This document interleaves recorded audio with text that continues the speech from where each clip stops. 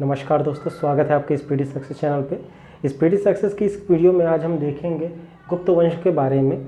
इसमें गुप्त वंश का किस तरीके से जो है दोबारा से शुरुआत होती है, मतलब एक मगध में जिस तरह से शुरुआत होती है उसकी हम चर्चा करेंगे। गुप्त वंश के पहले मौर्य वंश इकलौता ऐसा साम्राज्य था जो प्राचीन भारत में एक अखंड भारत की नींव रखने में हिम्मत रखने की कोशिश किया था। उसके मगर मौर्य वंश के ख़त्म होने के बाद जो लगभग 3 शताब्दी तक 300 साल तक ऐसा रहा कि कोई भी मतलब एक केंद्रीकृत सत्ता नहीं आई भारत में। पर एक 300 साल बाद जो है गुप्त वंश जिस तरह से बना वो एक दर्शाता है कि किस तरीके से एक दोबारा से भारत में केंद्रीय सत्ता की जो स्थापना होती है। चलिए इसकी शुरुआत करते हैं। देखिए, गुप्त वंश का कोई जो है मतलब एक फर्स्ट एकदम लाइन नहीं मिलती कि भाई आप इस डेट से जो है वो शासन शुरू होता है। गुप्त वंश का शासन धीरे धीरे से आता है। शुरुआत की इस मतलब शासन के लगभग 2 राजा ऐसे आएंगे जो 2 राजा किसी ना किसी क्षेत्रीय शासन के अधीन रहते हैं। क्षेत्रीय शासन वो एक विदेशी राजा रहते हैं जिनके अधीनता में ये लोग राज करते हैं। फिर उसके बाद ये अपने आप को धीरे धीरे स्वतंत्र करते हैं। तो मौर्य व उत्तरकाल में लगभग 3 शताब्दी के बाद में ये 3 राजा सबसे पहले आते हैं। देखिए, तो जो मध्य वाला क्षेत्र है, जो आज के समय में आप कह लीजिए मध्य प्रदेश या फिर आधा महाराष्ट्र वगैरह वाला क्षेत्र में, वहाँ पर नाग वंश की स्थापना होती है। जबकि दक्षिण भारत में बात करेंगे तो वाकाटक वंश की स्थापना होती है। इसके बाद आ जाते हैं ये पूर्व की तरफ। पूर्व में गुप्त वंश की स्थापना होती है लगभग 240 AD में। ये पूर्व की तरफ वाले ही बात हम इसमें करने वाले हैं। इसके अलावा नाग और वाकाटक कोई दूसरे वीडियो में उसकी चर्चा होगी। तो फिलहाल देखते हैं इनकी नींव किसने रखी। इनकी नींव सबसे पहले रखते हैं श्रीगुप्त। श्रीगुप्त ये वर्तमान जो उत्तर प्रदेश का क्षेत्र और बिहार का क्षेत्र है, इन दोनों को मिला लीजिए, इस क्षेत्र में गुप्त वंश की नींव रखा जाता है। उत्तर प्रदेश में पूर्वी उत्तर प्रदेश है मुख्यतः, वहाँ आते हैं। ये श्रीगुप्त महाराज की उपाधि धारण करते हैं। कुछ किताबों में ऐसा मिलता है कि जो वहाँ उस समय जो सामंत लोग रहा करते थे वो अपने नाम के आगे महाराज की उपाधि धारण करते हैं। तो उस स्रोत के अनुसार ये कहते हैं कि ये श्रीगुप्त महाराज की उपाधि धारण किए थे, जो एक सामंत थे, किसी दूसरे राजा के अधीन शासन कर रहे थे। श्रीगुप्त के बाद इनका पुत्र भी आता है घटोत्कच, वो भी महाराज की उपाधि ही धारण किए रहता है। इसलिए इनको स्वतंत्र शासक के रूप में नहीं बोलते हैं, पर फिर भी गुप्त साम्राज्य की स्थापना में इनका सबसे बड़ा योगदान रहा, क्योंकि इन्होंने शुरुआत की थी। इसलिए गुप्त वंश का अगर संस्थापक पूछा जाएगा कौन है तो श्रीगुप्त नाम लगाना है, ठीक है। और अगर जो गुप्त वंश का वास्तविक संस्थापक तो वो चीज़ें बाद चर्चा करते हैं। तो इन्होंने महाराज की उपाधि धारण की थी।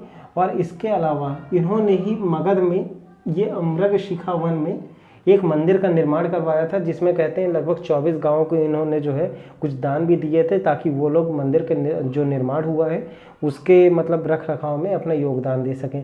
तो मृगशिखा वन में एक मंदिर का निर्माण करवाया था। और इसकी इन्फॉर्मेशन हमको कौन देता है? इसकी इन्फॉर्मेशन एक चीनी यात्री आते हैं जिसका नाम रहता है एत्सिंग। वो हमको बताते हैं कि ये ऐसा ऐसा निर्माण करवाया था इन्होंने। श्रीगुप्त का पुत्र जो रहता है जिसका नाम रहता है घटोत्कच, इसने भी महाराज की उपाधि धारण की थी, जैसा मैंने बताया। और इसके समय में ही वस्त्र उद्योग का जो है प्रमुख व्यापार जो है शुरू होता है।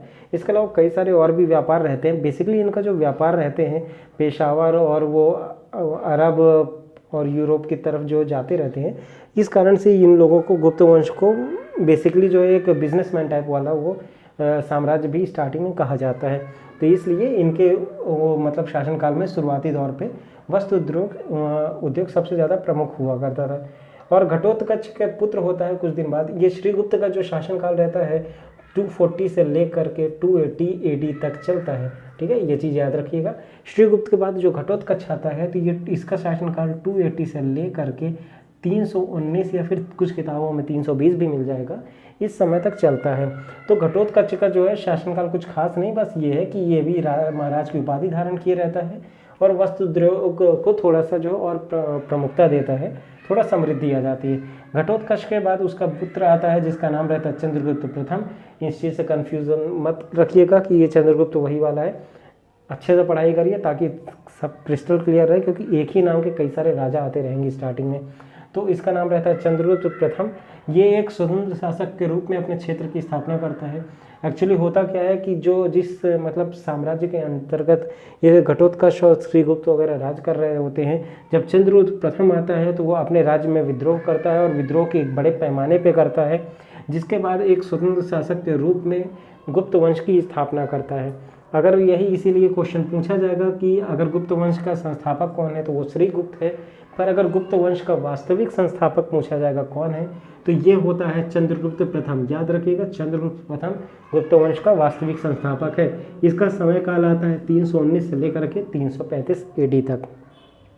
बात करते हैं चंद्रगुप्त प्रथम की, तो ये भी पहले के ज़माने में इतिहास से सीखते हुए इसने भी अपने राज्य विस्तार की नीति में विवाह नीति सबसे ज़्यादा प्रमुखता से चलाए रहता है। चंद्रगुप्त प्रथम को पता रहता है कि सबसे मतलब बड़ा साम्राज्य कौन सा है अपने एरिया पे, तो वहीं पर टारगेट करता है। और ये चंद्रगुप्त प्रथम ने सबसे पहले जो है मतलब आया, और इसके आने के समय काल को ही गुप्त संवत कहा गया, मतलब एक गुप्त वंश का वास्तविक संस्थापक बना, तो इसलिए इसने गुप्त संवत भी चलाया था। गुप्त संवत चंद्रगुप्त प्रथम के काल से है, ना कि श्रीगुप्त ना ही घटोत्कच, याद रखिएगा।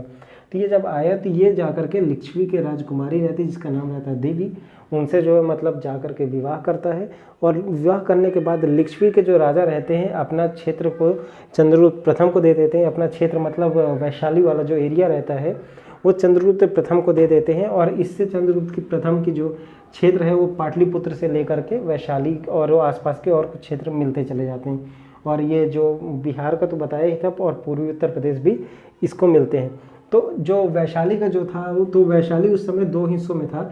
एक कुछ हिस्सा आता है नेपाल की तरफ आता था, एक कुछ हिस्सा आता था जो भारत में बिहार की तरफ आता था। बिहार में ये मेनली मध्य और दक्षिण बिहार की तरफ चले जाते हैं। तो वो लिच्छवी को जो मतलब विवाह करके बिहार का कुछ क्षेत्र को पा जाते हैं दहेज में, तो इनका क्षेत्र थोड़ा सा बढ़ जाता है। फिर इसके कुछ समय बाद ये जाकर के अपने जो उत्तर प्रदेश की तरफ अटैक करते हैं, और उत्तर प्रदेश में आज जो कौशाम्बी नाम का ज़िला होता है, कौशाम्बी ज़िले में ये हमला करते हैं और कौशाम्बी ज़िले को अपने मगध में मिला दिया करते हैं। मगध मिलाने के बाद इनका क्षेत्र जो काफ़ी बढ़ जाता है, दैट्स वाई इनको वास्तविक संस्थापक कहा जाता है। तो इसके बाद राजकुमारी से देवी से विवाह करके ये अपने क्षेत्र का विस्तार करना शुरू किए रहते हैं, और ये काफ़ी अपनी प्रसिद्धि हासिल करते हैं। उसी अपने क्षेत्र को जो जीते गए हैं उन सब में जो है काफ़ी इम्प्रूवमेंट करते लिए आते हैं, जिस कारण से भारतीय इतिहास का स्वर्ण युग इन्हीं के शासनकाल में कहा जाता है, क्योंकि ये अपने राज्य में किसी भी तरीके से द्वेष या जातिपात का भेदभाव से उठ करके अपने राज्य को समृद्ध बनाने में पूरी तरीके से लग जाए रहते हैं। इसके बाद इनके शासनकाल में जो चांदी के सिक्कों का काफ़ी प्रचलन रहा। चांदी के सिक्के के अलावा प्रयाग प्रशस्ति मतलब अशोक पिलर था, ये अशोक पिलर को भी उठवा करके जो जाकर के इलाहाबाद में ले आए थे। अशोक पिलर में अपने राज्य विस्तार का उल्लेख भी इन्होंने किया था। और चंद्रगुप्त प्रथम के बाद चंद्रगुप्त प्रथम का पुत्र आता है समुद्रगुप्त। समुद्रगुप्त ये इन्हीं की ये जो वाइफ रहती है, जो लिच्छवी की राजकुमारी देवी रहती है, इनके पुत्र रहते हैं, अर्थात समुद्रगुप्त की माता का नाम देवी रहता है, याद रखिएगा। तो समुद्रगुप्त की बात अगर करेंगे तो इसका समय काल होता है 335 से लेकर 375 AD तक। इसको विंसेंट स्मिथ नाम के एक व्यक्ति रहते हैं जिन्होंने इसको भारत का नेपोलियन करार दिया था, और ये ऐसे ही ये उपाधि नहीं मिली थी। इसने अपने जीवन काल में एक भी युद्ध नहीं हारा था, ऐसा राजा था। और ये इतना ही नहीं, और ऐसा राजा था जिसने उत्तर भारत में 9 राज्य तो जीते, साथ में दक्षिण भारत के 12 शासकों को भी हरा करके अपने अधीन कर दिया था। तो लेकिन दक्षिण भारत में इसका विस्तार नहीं मिलेगा अपने को। कारण ये है कि ये जानता था कि भाई दक्षिण भारत तक मेरा जो साम्राज्य इतना फैला नहीं पाऊंगा, देखेगा कौन उसमें। तो इसने अपने उत्तर भारत का जो मुख्य क्षेत्र रहा, जहाँ पर नदियों के द्वारा मतलब जाने वाला दिक्कत नहीं था, मतलब रिवर वाली बॉर्डर्स नहीं थी, इस कारण से वहाँ पर ये अपना वास्तविक पूरा क्षेत्र घोषित कर दिया। और जो दक्षिण भारत के जो एरिया रहे हैं जहाँ पर ये रेगुलर बेसिस पे नहीं जा सकता था, वहाँ के शासकों को अपनी अधीनता स्वीकार करवा करके उनको भेज दिया वहाँ की, आप जाओ वहाँ पर राज करो। तो ये दक्षिण भारत में समुद्रगुप्त ने 12 राज्य जीते थे। अगर कभी आएगा भारत का नेपोलियन किसे कहा गया, समुद्रगुप्त में। या फिर ऐसा कौन सा शासक था जिसने पहली बार दक्षिण भारत में बिना हारे 12 राज्य को जीता था, यह भी रहा समुद्रगुप्त ने। इसकी चर्चा किसने की, विंसेंट स्मिथ ने की थी। नेक्स्ट बात करते हैं हरिशेन नाम के एक व्यक्ति रहते हैं, ये समुद्रगुप्त के मंत्री और दरबारी कवि रहा करते हैं। इन्होंने समुद्रगुप्त के पूरा जो साम्राज्य विस्तार और किस तरीके से इन्होंने अपने पूरे राज्य को जीता और अपने राज्य का विस्तार और प्रसिद्धि में पूरा योगदान दिया, उन सब की चर्चा हरिशेन ने प्रयाग प्रशस्ति में की थी। प्रयाग प्रशस्ति ये जो कौशाम्बी में था, ये यहाँ पर ला करके अशोक पिलर, मतलब इंग्लिश में बोलेंगे, वहाँ पर जो है समुद्रगुप्त के बारे में पूरे डिटेल्स को अंकित करवाया था। अब ये स्तंभ जो है इन्हीं के काल में, एक्चुअल में समुद्रगुप्त के काल में ही यहाँ पर जो है लेकर के आया गया था इलाहाबाद में, ठीक है, और यहाँ पर अंकित करवाने चीज़ों में। और ये कौशाम्बी क्षेत्र को जब जीतने की बात आएगी तो कौशाम्बी क्षेत्र को चंद्रगुप्त प्रथम ने जीता था, और चंद्रगुप्त प्रथम ने जीतने के बाद अपने अधीन कर लिया, और कौशाम्बी से यहाँ अशोक पिलर को समुद्रगुप्त का जो है दरबारी कवि हरिशेन लेकर किया गया था, और वहाँ पर समुद्रगुप्त के बारे में लिख दिया था। अब बात करते हैं इनकी उपाधियों की। समुद्रगुप्त एक विद्वान व्यक्ति था, और ये विद्या को भी काफ़ी इज्जत देता था, और उसको अपने राज्य में जो है संरक्षण प्रदान किया ताकि लोग विद्या ग्रहण करें और साथ में अपनी समृद्धि और अपने जीवन शैली को एक अच्छे जो है लेवल पे लेकर के चले जाएं। इसलिए ये वहाँ पर अपने क्षेत्र में विद्या को काफ़ी संरक्षण प्रदान किया। साथ ही ये संगीत और वीणा वादक भी था, बहुत अच्छा, मतलब वीणा भी बजाता था और संगीतज्ञ भी था, जिस कारण से इसको कविराज की उपाधि धारण की थी, मतलब कवियों में राजा। कवियों में राजा मतलब जिसने जो है कवि, वीणा और संगीत की प्रसिद्धि हासिल कर ली, इसलिए इसको उपाधि मिली थी। कविराज के अलावा इसने महाराजा धीराज की भी उपाधि धारण की थी। याद रखिएगा, समुद्रगुप्त भारत का नेपोलियन, कविराज और महाराजा धीराज, इतनी उपाधियां थीं इसके पास, ठीक है। अब बात करते हैं काव्यालंकार की। काव्यालंकार सूत्र में समुद्रगुप्त को चंद्र प्रकाश नाम से उपाधि दी गई थी, जबकि वैदिक धर्मों में इसको धर्म की प्राचीर कहा गया था, अर्थात कि धर्म की वो रक्षा करने वाला व्यक्ति कहा गया था। कारण ये है कि समुद्रगुप्त जब भारत में जब शासन किया था, इसने हिंदू धर्म को काफ़ी प्रोत्साहित किया था। साथ ही ये वैष्णव और बुद्ध और जैन धर्म को भी काफ़ी इज्जत प्रदान की थी। यहाँ तक कि ये बुद्ध धर्म के कुछ जो मतलब अनुयायियों को अपने दरबार में जो है मंत्री का पद भी दिया था। तो हर धर्म के प्रति जो है ये सहिष्णु था, और अपने जो हिंदू धर्म को भी काफ़ी प्रोत्साहित किया था, इसलिए इसको धर्म की प्राचीन की उपमा दी जाती है। अगर क्वेश्चन आएगा गुप्त वंश की ऑफिशियल धर्म कौन सा था, तो ये था वैष्णव धर्म। क्या? क्योंकि समुद्रगुप्त ने कालांतर में वैष्णव धर्म को मान्यता प्रदान कर दी थी और खुद वैष्णव धर्म ग्रहण कर लिया था, इसलिए गुप्त वंश का ऑफिशियल धर्म जो है वैष्णव धर्म मान्यता दे दी गई थी। अगर ये देखा जाए कि इसका साम्राज्य कहाँ तक था, तो उत्तर में हिमालय तक और पूर्व में बंगाल तक फैला था। दक्षिण की बात करें तो जैसा कि मैंने बताया, ये वास्तविक क्षेत्र जो ज़मीन से जुड़े हुए हैं, पानी से नहीं कटे हैं, वो क्षेत्र तक इसने खुद का साम्राज्य स्थापित किया था, अर्थात विंध्य प्रदेश तक।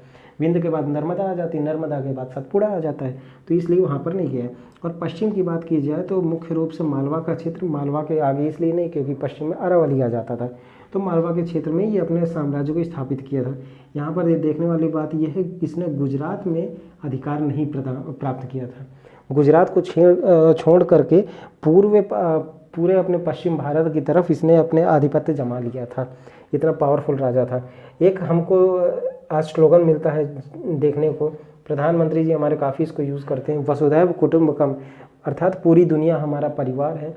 ये मतलब स्लोगन हमको ये समुद्रगुप्त के शासनकाल में ही मिलता है। तो ये चीज़ थी इसमें अभी 3 राजाओं के बारे में गुप्त वंश की। इसके अलावा गुप्त वंश में और भी कई सारे राजा आएंगे, साथ ही साथ कई सारे अभिलेख, पिलर्स, बहुत सारी चीज़ें पढ़ना बाकी है। तो इस वीडियो को गुप्त वंश का ये फर्स्ट पार्ट था। ये वीडियो अगर आपको अच्छा लगा हो प्लीज़ वीडियो को लाइक कीजिए, चैनल को सब्सक्राइब कीजिए।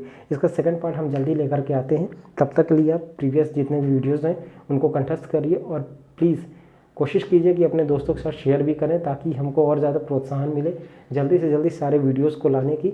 और साथ ही साथ आप कोशिश कीजिएगा कि जितना भी वीडियो देखें ना, प्लेलिस्ट में जाकर के उनको वीडियो देखें, क्योंकि जो मैं वीडियो अपलोड कर रहा हूँ कोई कंफर्म नहीं है कि अभी भाई कोई एक पर्टिकुलर स्टेट या फिर कोई पर्टिकुलर टॉपिक का वीडियो अपलोड हो रहा है। आपको ज़्यादा सहूलियत होगी अगर आप प्लेलिस्ट से जाकर के सारे वीडियोज़ को देखेंगे तो। चलिए फिलहाल इस वीडियो में इतना ही, फिर मिलते हैं जल्दी। जय हिंद।